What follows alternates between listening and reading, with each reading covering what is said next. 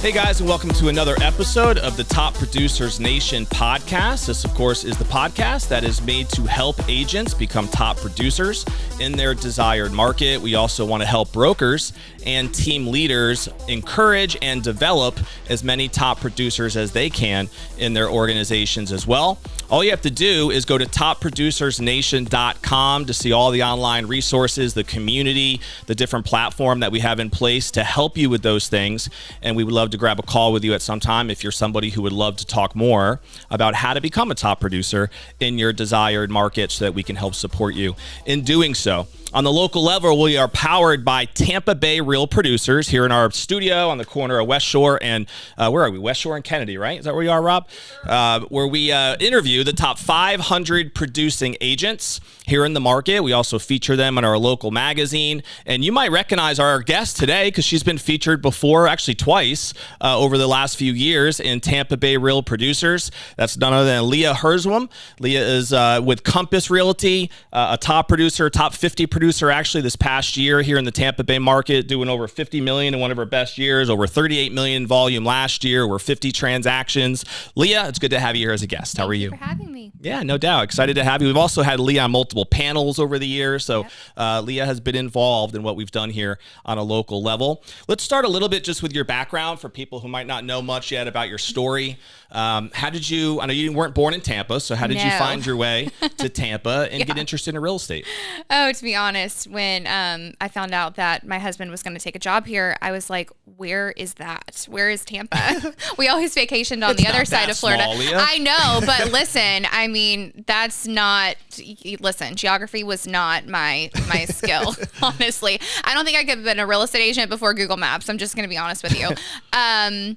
But yeah, we found out that we were going to move here after college. I married my high school sweetheart. Aww. So I was, my friends like to joke and tell me I was a child bride because I got married at 21. Mm-hmm. So he accepted a job here and I followed shortly after we got married, and I started in advertising in downtown Tampa. Yep. I worked there for about 2 years and didn't love the corporate world. Sitting behind a desk was very depressing. So my husband was like, what about real estate? I think you'd be really good at that. And, I kind of just dove right in. Yeah. And took the test while, did all the things while I was still working full time and said, the worst thing that can happen is, asking myself, what if? I'd rather try and fail than never to have tried at all. Was there anything specific about real estate that appealed to you, or what was it that made you want to go down that road and take the test and get everything behind your back there? I think just being able to meet so many different people. I've always enjoyed, looking at homes and design and that kind of thing. So, and I think it's such a huge decision and a huge step in someone's life. And that's really been special to be a part of. Now, you grew up in Georgia, right? Yes, Augusta. Okay. And was your husband also from Georgia? Sure was. Okay. So two Georgia peaches met up there, and he got a job opportunity, it sounded like, here in Tampa. Now, when did you guys move here? I moved in 2015. He moved in 2014. And you got licensed when? I got licensed in 2016, the end of 2016. Okay. So you were a baby, basically, getting in the real estate business. And I remember the first time we featured you, I believe it was in our Rising Star category as one of the brand new agents who had a great, solid first year. Yeah. I'd like to revisit that briefly. So if you think back to like when it got started, right, in your first year, do you pinpoint anything specific that you feel like really helped you gain some early momentum? Because you didn't have a lot of network down here. I had none, literally none. Yeah. How do you feel like you got off to a good start? It was a pretty rough start.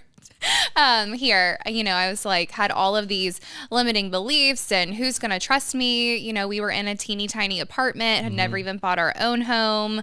Some imposter syndrome was totally, kicking in. I was probably the youngest person in my office and, was just really scared of how am I going to do this? Yeah. But, I'm like, I'm going to fake it till St. Pete at the time, right? Which there was a lot of studs in that office that were doing good volume. Yeah. And it was amazing. I think whenever I do anything, I kind of go in 110%. And so starting at Keller Williams was really amazing because they had a program called Ignite, which was meant to kind of ignite your business. Yep. And so I went into the office every single day and took those classes. And one thing that KW St. Pete did is they had top producers within the office teach different classes.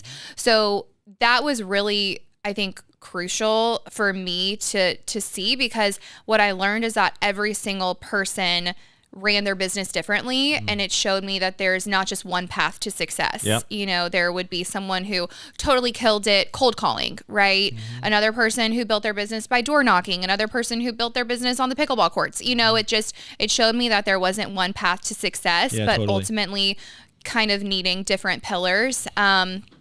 Like, okay, where is my business going to come from? I kind of looked at it like 4 legs of a chair. So, open houses were huge for me. I did open houses pretty much every single weekend for multiple years for other agents in my office, and then put that on social media. So it was their listing, and then you would go and meet potential buyers and just get connected. Every single weekend, yes. And I wouldn't just... I think a lot of people don't work the open house as much as they can. And so I would really prepare for that open house that weekend and print out flyers. I would door knock. I would walk around the neighborhood, invite all the neighbors to the open house. Yep. It was a lot of pounding the pavement in the beginning because I literally knew no one. You had to get used to a lot of doors slammed in your face and no's, but every no brings you closer to a yes. And so, so I would, invite the neighbors to the open houses and then post on social media. I think I was posting on social media a long time ago before it was the thing to do. I feel like we had you talk about that once on a panel, I remember. Yeah. And were you promoting at that time like the open houses on social media and just started kind of understanding that you can promote certain aspects of these open houses that would resonate and connect with the audience? And do like a lot of behind the scenes. I would go and preview different properties that weren't my own listings and, post little videos on stories, and then that would kind of start conversation sometimes in your DMs. And honestly, sometimes it's the appearance of it, right? Like a lot of my friends in Georgia are like, you're crushing it, like thinking that these were my listings. And I'm like, well, not my listings. But But it's smart though. And it's funny how more agents don't adopt that similar philosophy, because it seems like such a smart thing to do is borrow somebody else's credibility if you don't have your own yet, and you start to earn the right when you do have your own clients. And that doesn't necessarily happen for most people right away, especially if they're in a new market. Totally. Like you said. So it's a very smart approach. So you didn't necessarily come into this like investing heavily in leads or looking for ways to be able to fund the business. You were organically growing it and taking it slow, I guess, at first. But how long do you think it took you to start to really see some lead flow and some traction? Really a lot sooner than I thought, to be honest with you. I didn't have the funds in the beginning. I do think that there's truth, and sometimes you have to spend money to make money. I do believe that. But I know there might be people listening that were in my position where I didn't have the funds really, Sure. To do that. I actually, when I quit my full-time job, I joined care.com and I signed up to babysit as well, just to have some kind of income coming in. Yeah. So I was doing that like 2 to 3 That's times a a week. KW nonprofit. No. Okay. This was literally just like care.com to like gotcha. babysit children. Doesn't KW to have something? Is it KW yes, KW Cares? Okay. Yes. No, this was not that. This was literally like, how am I going to bring in a couple $100, a week? So I did that thinking like, okay, I'll have this as my safety net. I'm probably going to have to babysit on the side, for a couple years. And I ended up only doing that for about 6 months, really, Nice. and had to quit that because, the business really happened quicker than I anticipated from the open houses. What year we first featured you as a rising I think star? it was after my first year. 22 or 23. Does that sound right? Maybe it was earlier. It was before COVID. Yeah, it was earlier, wasn't it? Because we launched in 19. I think it was like so. I think it was Like honestly 20? very, very shortly The year after before, you yeah. launched. Because I ended And up you had selling done over 10 million, I believe, that Yeah. year, that full year. my first full year in the business. I sold 24 homes and was rookie of the year. Now, granted, those 24 homes only equated to 4.2 million, so it wasn't Sure. a big sales volume by any stretch of the imagination. But Yeah. I also think that speaks volumes. I mean, even who I am now, like I never want someone to be like, oh, you might not want to work with me because Right. we don't have a big budget. It's like, listen, no, I want to work with you because how can we help you? Yeah. Right? Like, I'm going to treat you the same if you're buying a $150,000 condo or $1 million home. Yep. So my first 3 transactions were like 37,000, 40,000, and 45,000. I mean, didn't even equal the average sales price. At that time was around 200,000, which we know the average sale price in That's Pinellas changed. County has changed a lot. So, I worked really, really, really hard, to make not that much commission. Honestly, they were really tiny deals, but I just hustled. Do you remember if you've worked with those same buyers since? Have you? I'm sure you've had multiple people where you've One helped of them with those I numerous homes had. now. One of those I did. Yeah. Two of those 3 that I'm referring to were listings. So they moved out of state. But one of them, it was a condo, and I ended up selling it years later and helping them get something else. Yeah. Do you still get most of your business just from social media, organic content, or has that evolved and there's other strategies now that have taken over bigger percentages of the lead flow? Honestly, I would say over 90% of our business is going to come from past client referrals Nice. or repeat clients, ultimately. Okay. We do get some agent-to-agent referrals as well, and I think those stem from other agents, who have followed me over the years, connecting via social media. But the majority of our business comes from our clients. Very cool. Yeah, I That's think if you're awesome. not tapping into that, what are you doing? Yeah, I mean, that's the business I think most agents want. It's just a matter of, are they patient enough to actually allow things to evolve and consistent enough with their content as you've been to be able to create a brand that looks attractive enough that people can see themselves wanting to work with you, right? Yeah, or And you've done a treating great them job of so that. well that they can't imagine working with anyone else, giving Yeah. them a great experience. And granted, Well, especially when you get to 90% of repeat business, that obviously means they had a great experience with you Totally. that first time. Yeah. and sometimes, listen, there's so much out of our control in this business and in each transaction. So, I used to stress about that so much and get worked up. And it's like, I'm not a magician. I can't change the I can't change Yeah. what it is, right? But I can control what I can control, and do our best to give a good experience. Totally.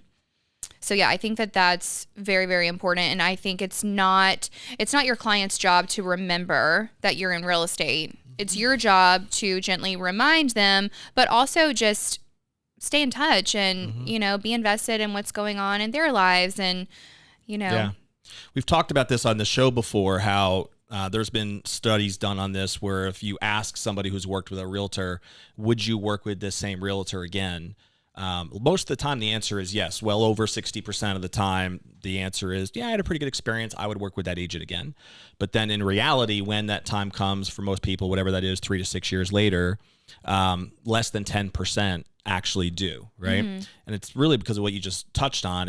I don't think it's that they're lying up front. It's just that the agent doesn't have a good program or system in place to actually stay in touch with them for those 3 to 6 year windows.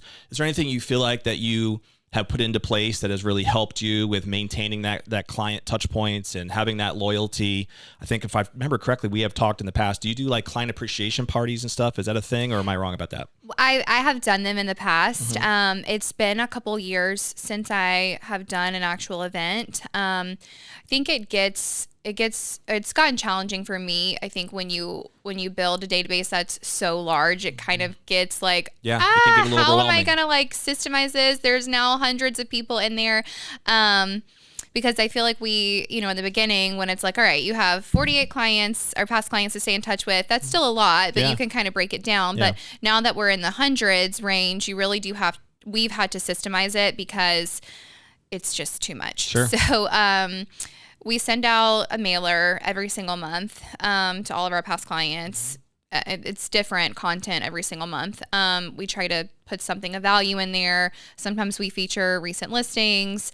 It's just staying top of mind. Yep. And then every single year on their home anniversary, if someone's purchased a home with us, we've partnered with a local bakery, and they do these really cute cookies with our logo, and we have a card in there, and so those are mailed out. That's cool. So we kind of have that down to a science, and kind of a Google spreadsheet of these are all the people who bought in June, and then we get that list over to her, and she sends out these boxes. So they get a small token, and then obviously we're following up to via text, our phone call, can you believe it's been 6 years or whatnot? And sometimes that's a good conversation starter. Absolutely.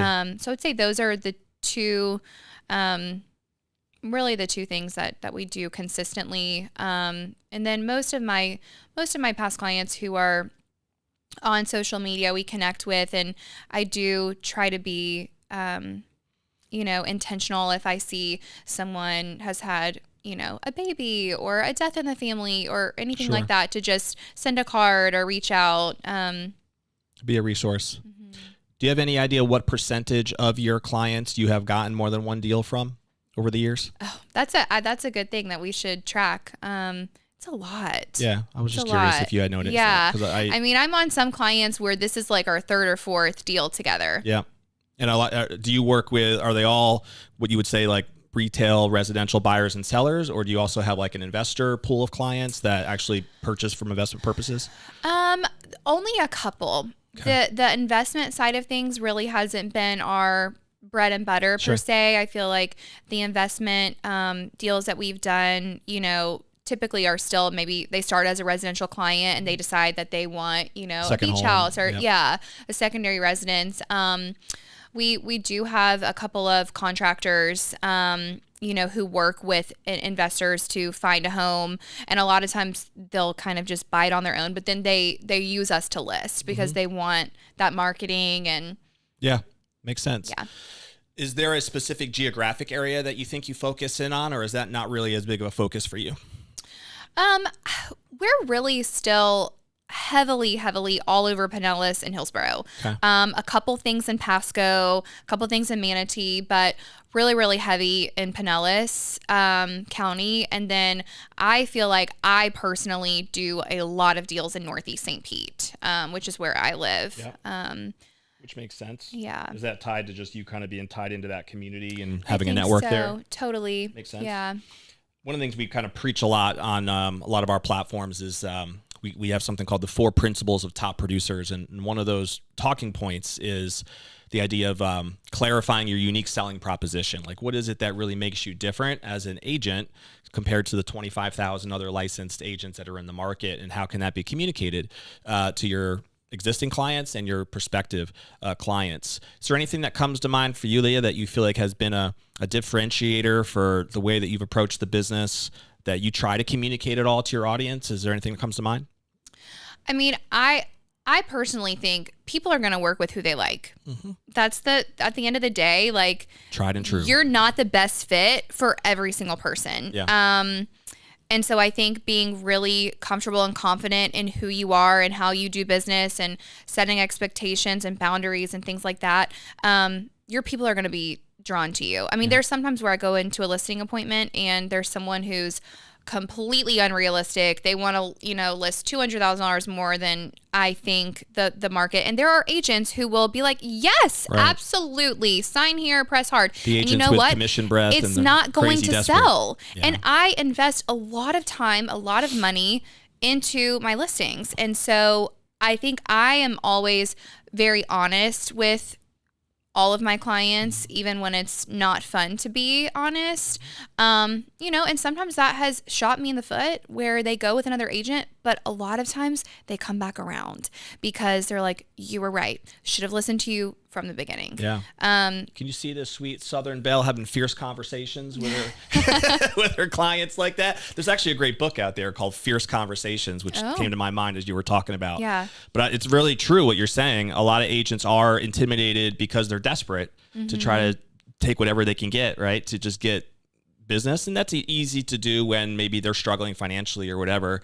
But if you really want to position yourself to serve the client at the highest level, which I know you do, you have to be honest with them and tell them you're the professional. You're the one who's supposed to know and be the true consultant. And you need to do your research before meeting with them. If they know the comps better than you do, that's a problem. Yeah. Coming really prepared, and selling what do we need to do, to sell your home for the most amount of money in the least amount of time. Totally. And not being afraid to have those difficult conversations because, and they respect you for it. Yeah. Is most of your business listings now? Is it pretty split between buyers and sellers? I would say it's about 60-40. Listings and side? buyers. Okay. Do you have a buyer's agent on your team or do you work with both? I work with both. I would say Amanda, she works with the majority of our buyers. But Amanda's your buyer's agent?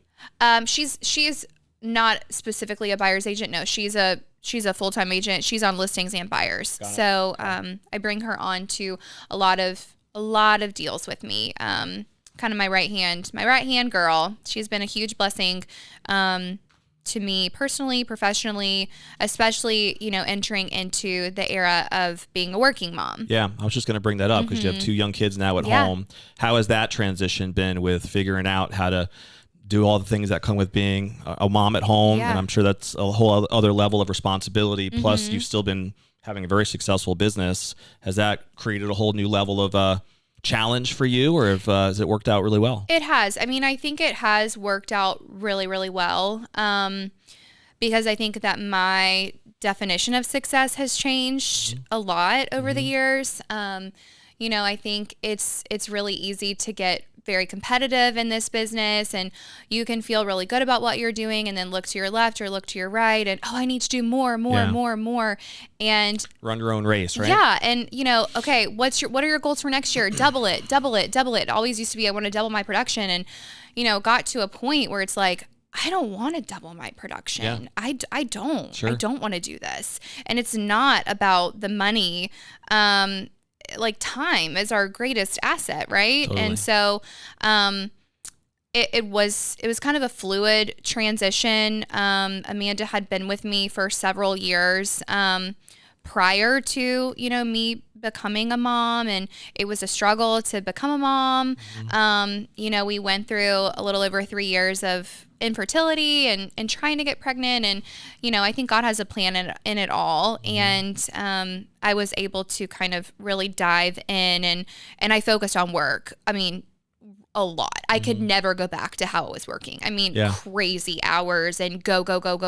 Yeah. That's what I was going to ask is the biggest adjustment just strictly having a different schedule and sticking to it and being firmer. And honestly, like sharing the love and sharing truly, like I said, Amanda worked really hard and, showed up on the team and did all the things, and I've brought her onto a ton of stuff with me now, and she's been a huge, huge help in allowing me to have more time at home, and then also having a full-time operations manager.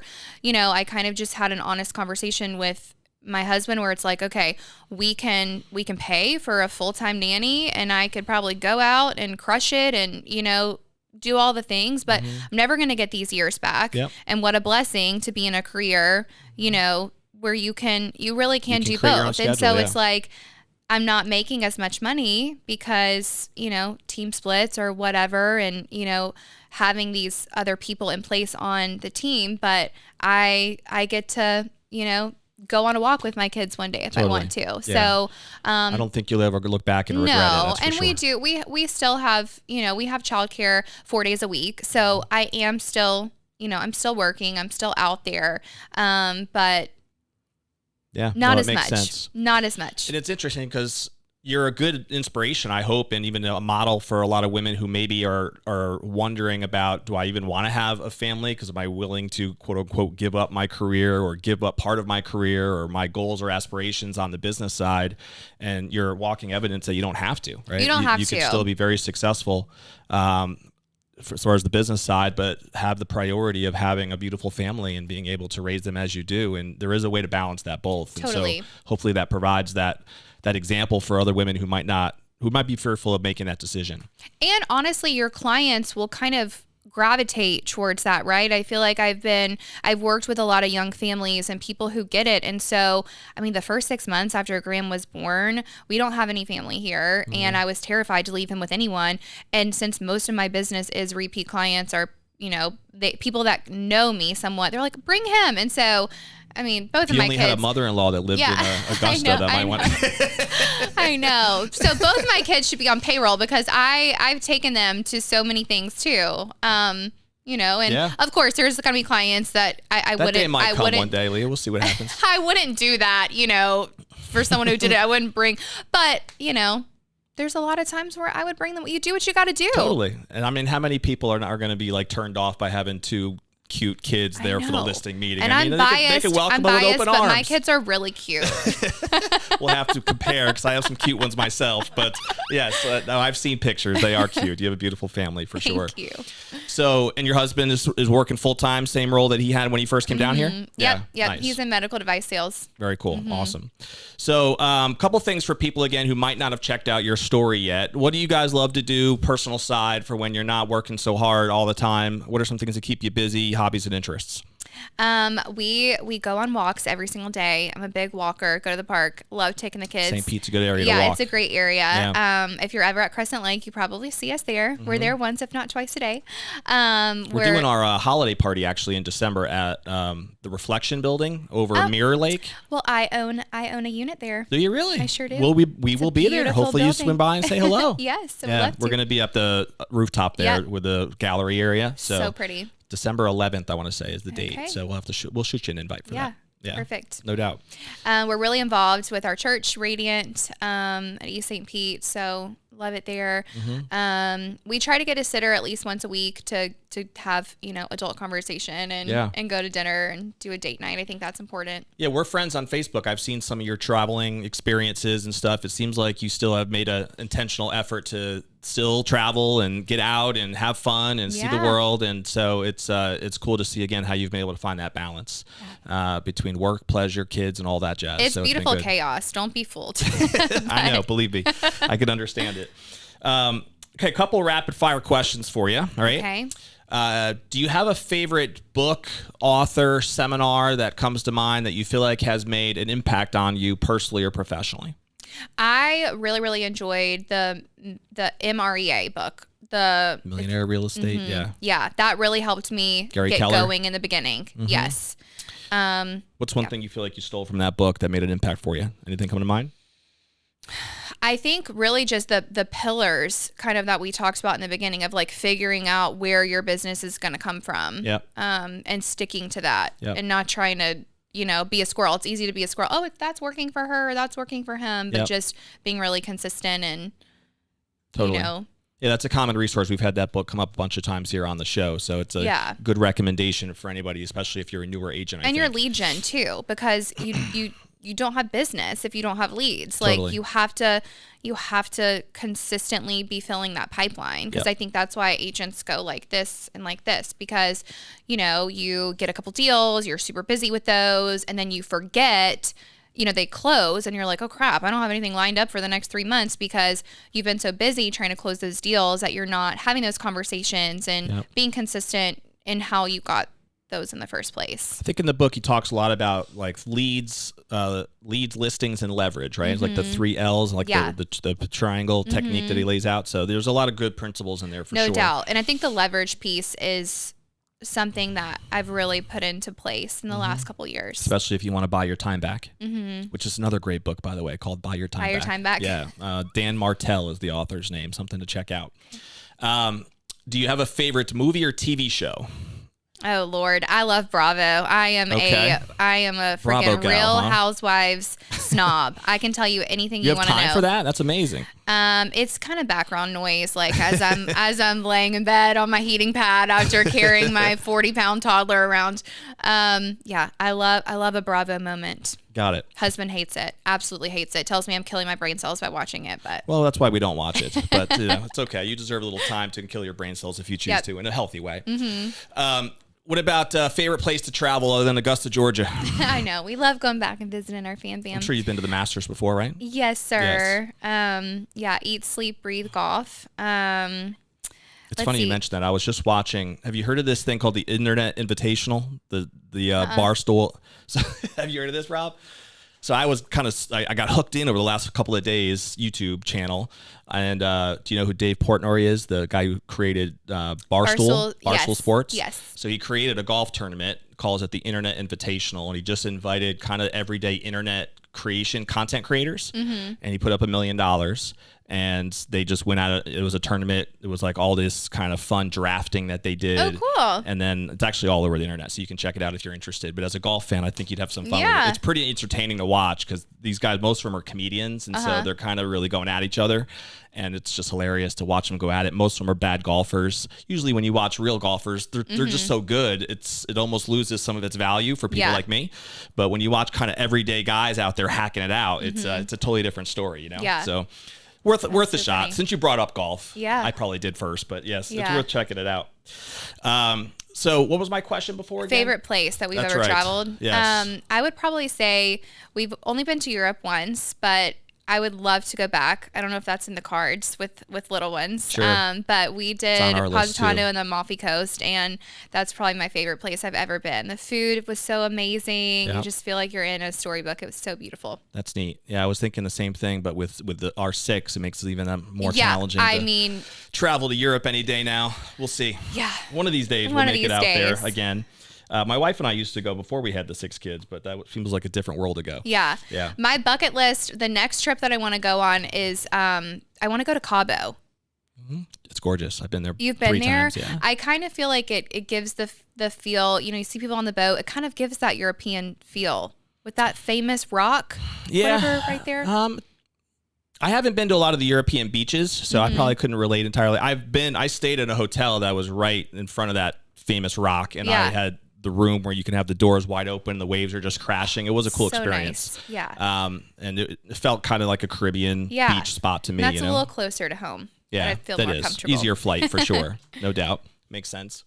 All right, couple of last questions.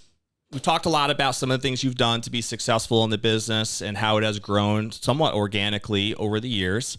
When you look forward into where this is evolving for you in the years to come, what do you get most excited about when you think about the rest of this year, 2026, even a longer term perspective if you have one? What are some thoughts that come to mind that you get excited about? That's a good question.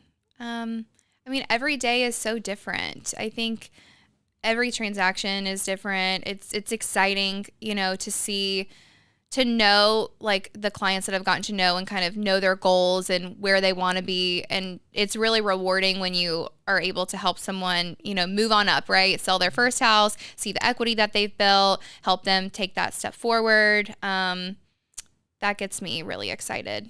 Nice. So just getting more to that couple hundred client list that you have right now, then figuring out how to serve them at a different level, right? Yes. Yeah. Yes. One of the things we had mentioned before is these frameworks we've put together called the 4 principles of top producers. And the 4th one on the list is utilizing marketing automation in a way so that you can enjoy the lifestyle that you worked so hard to create, right, in the first place. One of the common things I've seen with top producers sometimes is they get their client base grows and they get so overwhelmed because of that, that they almost can't enjoy the lifestyle that they now can afford.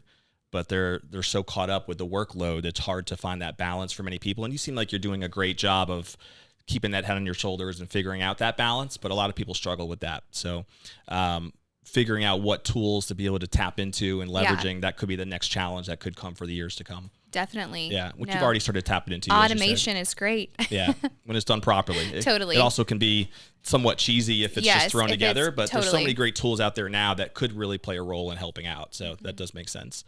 If someone did want to pick your brain a little bit more, Leah, to talk about your open house backgrounds and how you got rolling and started. If you don't follow her, by the way, on social media, she's a great follow on social media. You can see some of the things she does. I think Instagram is your biggest platform for like the real estate side. Am I correct about that? Yeah. Probably. Following Leah on IG would be a great tip. But what's the best way for someone to connect with you if they wanted to? Yes, my Instagram handle is @Herzwurm_homes.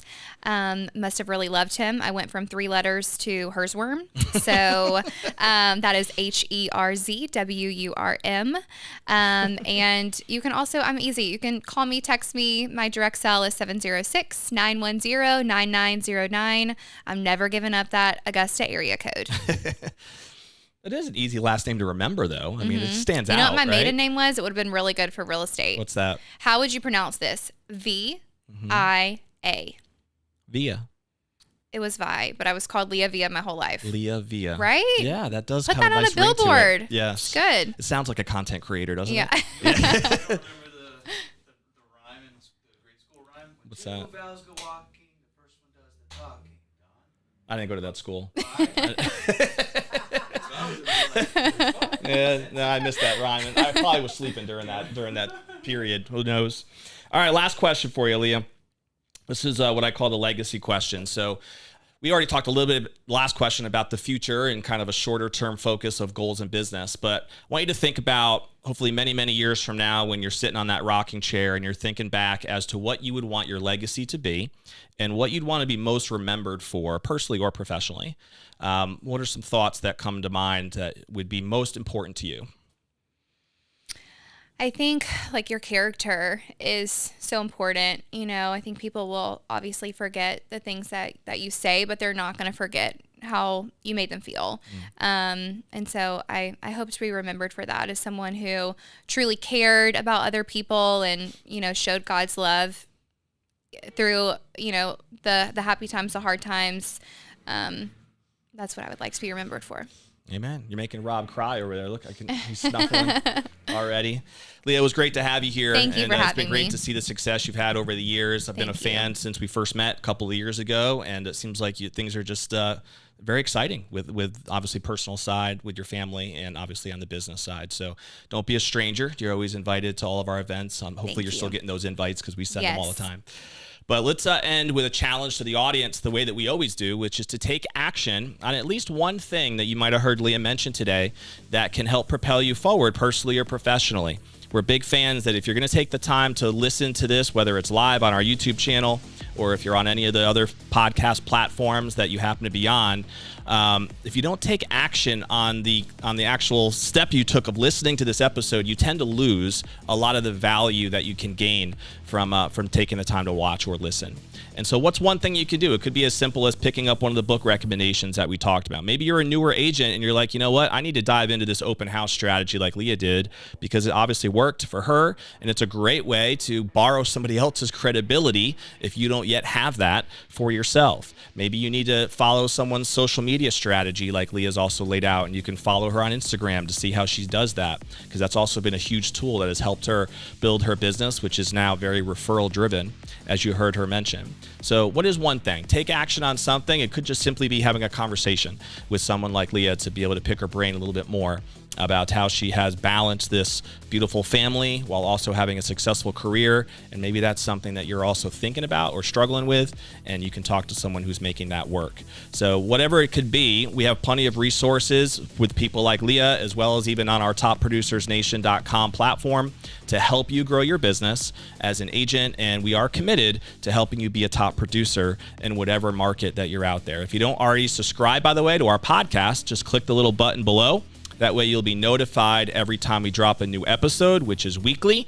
And we drop these on our YouTube channel as well as all throughout the many different podcast platforms that are out there. So click that button, check us out online, and if you'd like to book a call where we can dig in a little bit deeper to your goals, to what you're currently experiencing, and where you would want to go, we would love to be able to do that with the discovery call option we have, and we can dive into how to be able to help you be a top producer in your desired market. We'll see you on the next episode of the Top Producers Nation podcast. We'll see you later.